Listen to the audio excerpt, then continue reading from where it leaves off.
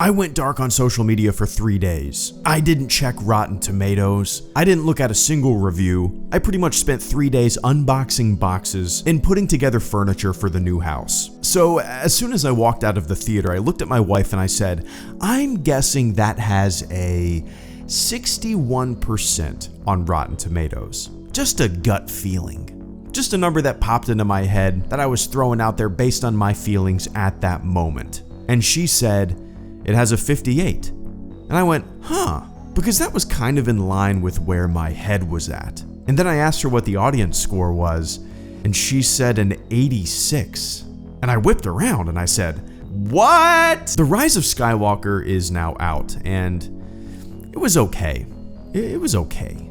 This review will have spoilers, so if you haven't seen it, steer clear, come back when you have seen it. I don't want to spoil anything for you, just go see it yourself. The Rise of Skywalker was a big bowl of just okay.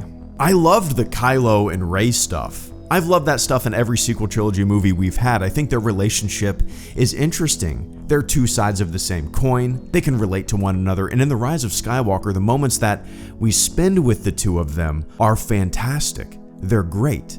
I wanted a lot more of that. I felt like every time I started getting into the movie when the two of them were kind of connecting, it would cut away and I would honestly lose interest. Most everything that happened outside of Kylo and Rey's interaction and what the two of them were doing fell pretty flat to me. There were fun moments, like light speed skipping, for example. I love that. That was a fun little thing. I thought Zori Bliss was a fun character. Having her and Poe on screen together, brought a chemistry that I felt was lacking between our main heroes.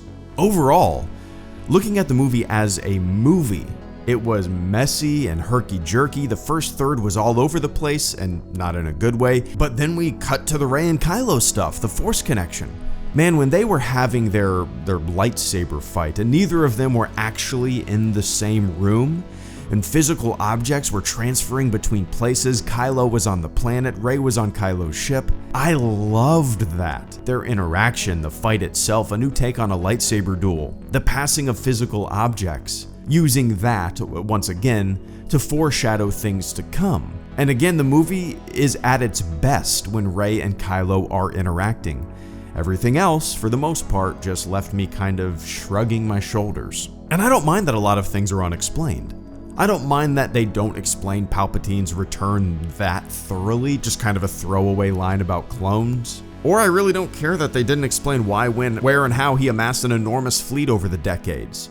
I don't mind that they don't go that in depth with Rey's parents. I don't mind that they don't explain the Sith Wayfinder. There are a lot of things that just are kind of introduced for this movie, right? Kind of shoved in there. That would be really easy to bitch and moan about. But when it comes to what it's and who's it's and expository dialogue, well, I'm okay with everything we need to know going into a Star Wars movie being in the opening crawl. So my meh feeling about The Rise of Skywalker isn't a case of overanalyzing or being super nitpicky with details. It's just a feeling, And I've always been a feelings kind of Star Wars viewer rather than a hyper detail requiring Star Wars viewer, if that makes sense. And I didn't mind the Emperor here. I didn't mind Palpatine's presence in the movie. Internally in the movie it worked, I guess. But when I think about the Emperor being back outside of the film, just as a concept, it feels insanely unimaginative to me. On this channel, I've always pushed for new characters, new concepts, new conflicts, new. Keep things fresh. No, I don't want the Mandalorian to be Boba Fett. Just stop. Avoid mulching over the same shit. And I've often railed against fan service for the sake of fan service, and this movie, more than any other Star Wars movie, kind of felt like it was made by StarWarsFanFilmGenerator.com. Click here to generate Star Wars fan film. Palpatine was a clone. Snoke was a puppet clone. Rey is a Palpatine. The Emperor has a big-ass navy with 1 billion Star Destroyers, each with the ability to blow up a planet. Palpatine shoots lightning into the sky and shuts down a bunch of spaceships. The Rise of Skywalker makes me appreciate The Last Jedi even more. Because at least that was inventive, at least it brought new concepts, at least it had surprises, at least it wasn't completely predictable. It's interesting to me because I've seen a lot of people say, that was a great Star Wars movie. What does that mean? Was it a good movie? What's the difference between a good Star Wars movie and just a good movie? Because if The Rise of Skywalker is the type of Star Wars movie that 86% of the audience wants, then I guess I'm once again in the minority opinion, which is fine. I've been there before. It's okay to not like a Star Wars movie just as much as it's okay to like a Star Wars movie.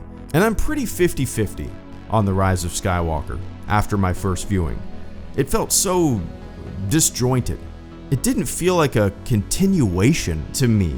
It just kind of felt like a sidestep. You know, we had some really fun things going on with the previous two sequel movies. A lot of this just kind of felt like you were driving down the highway and all of a sudden you just jerked your wheel to the right into the goddamn trees. I liked the conclusion of the film. But once again, I love the Rey and Ben stuff. I liked how it wrapped up Rey and Ben's story. I liked Leia'S sacrifice. I loved the moment where Rey hears all the Jedi voices. I love the moment when Rey has her lightsaber lit face to face with Palpatine, the blue glow of her lightsaber bouncing against her cheek, and she realizes that Ben is there. They see one another, a force connection, the look on her face of hope, and she realizes that Ben is there. A moment where they are finally on the same side, and Rey passes the lightsaber to Ben through that connection. That was so awesome. I loved that. Everything I like about this movie, again, can really be found in Rey and Ben, in Adam Driver and Daisy Ridley. Without them, without their performances, without Rey and Ben, this movie would have been pretty forgetful to me. I'm really curious what you guys think of The Rise of Skywalker. You know, I'm sure a lot of you guys disagree with me here. Probably the vast majority of you guys disagree with me here. And we've disagreed before. I didn't care for Rogue One. Solo wasn't my cup of tea at first, but it's grown on me. But man, The Rise of Skywalker is just different. It just felt like a big generic bowl of okay. Nothing new. Bunch of reused ideas. Bunch of predictable stuff. More of the same.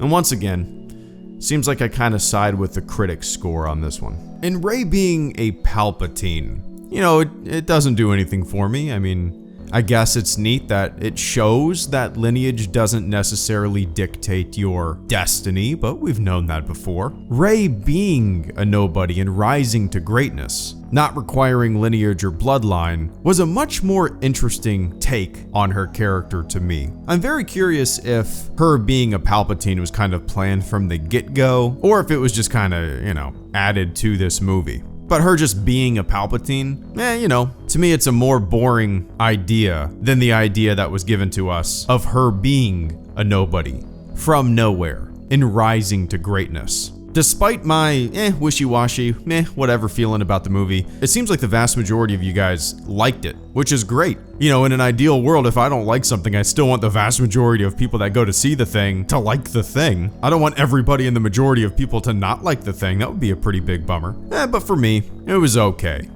All right, I'm gonna go hide now. Okay, bye-bye. See you later, bye-bye. Bye.